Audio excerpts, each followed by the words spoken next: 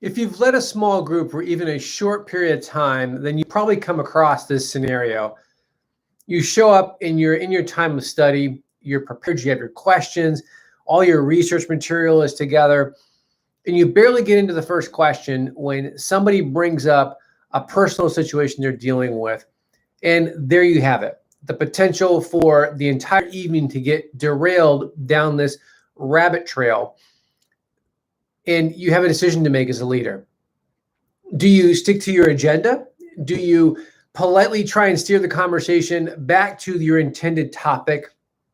Or do you just throw your hands up in the air and just go with the group down into this rabbit trail? Our conversations in our group time can often be a balance between Holy Spirit moments and situations like this. People just rambling or seeking to dominate the conversation. Now, our job as leaders in this time is to be sensitive to what's going on. That the fact that God may be trying to change our plans to get us into some other area, or it's just as likely that this is just a group getting off track. Remember, God just doesn't speak to us as leaders. He also speaks to the people in our group. And so the question is, how do we discern that? How do we know what's going on? The ironic thing is that as leaders, we're often the last to discern that this is taking place.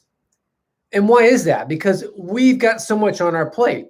If we're leading the group that evening, we're asking the questions, we're trying to involve other people in the group, in the conversation, and we're probably watching the clock, to make sure we have time to pray, to make sure we end on time.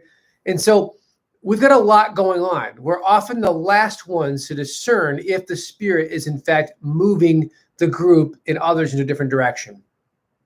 So how do we address this? One way that we can do this is to be in tune to what's going on in the room.